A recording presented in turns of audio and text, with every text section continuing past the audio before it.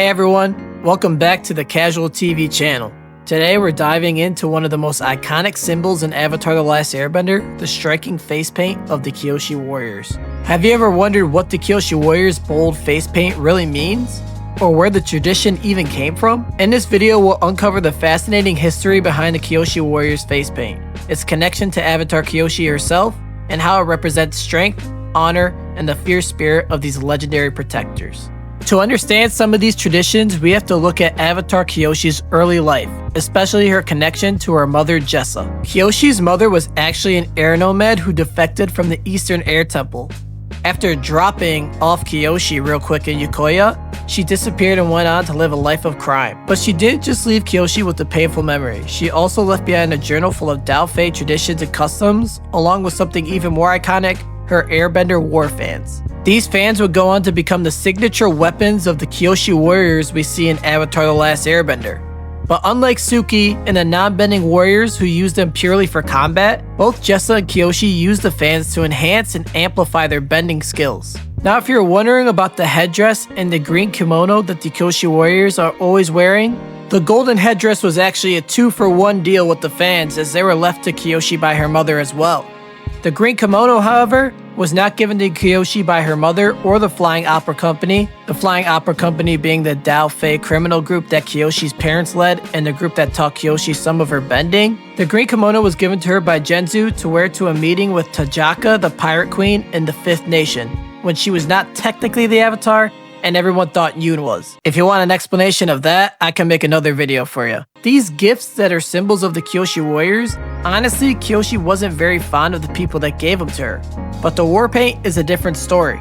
The war paint was part of the Flying Opera Company's tradition before a job. Wong from the group says, quote, "It would be a disgrace for an opera troupe to perform barefaced, and stupid for thieves not to hide their identities." Later, Kyoshi states that classical opera was performed by actors wearing certain makeup that corresponded with the characters that they were playing. So not only were the Flying Opera Company covering their face so they not be identified while doing a job, they were treating their job as a performance. And if I'm honest, a bunch of criminals wearing some crazy ass face paint would be pretty intimidating as well.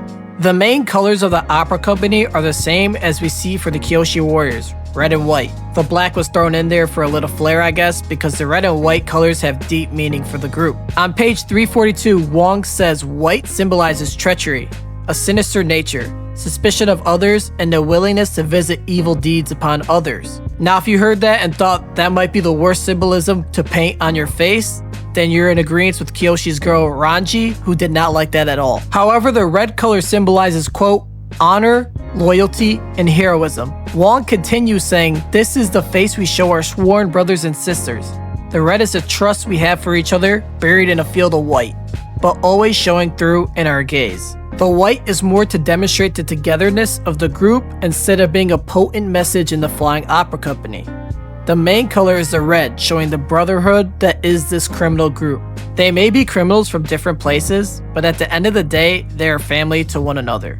This is the same for the Kyoshi warriors in Avatar The Last Airbender. They display honor and loyalty to their home of Kyoshi Island, and they displayed heroism by leaving that island to help the Earth Kingdom in the war effort. And that's the full breakdown of the Kyoshi warriors' signature look.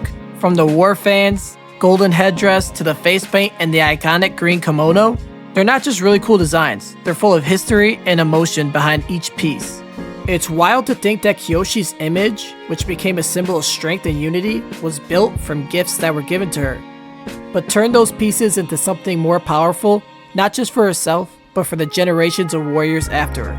If you like this video, be sure to hit that like button, subscribe, and ring the bell so you don't miss out on any more Avatar deep dives. I got plenty more coming. I also dropped links below if you want to grab the Rise of Kyoshi or the Shadow of Kyoshi for yourself. They're absolute must-reads, and you'll find all my social media links down there too. So feel free to reach out if you want to talk more Avatar lore or just share your thoughts. Thanks for watching, and remember, every symbol has a story, and some of them are messier than you'd think.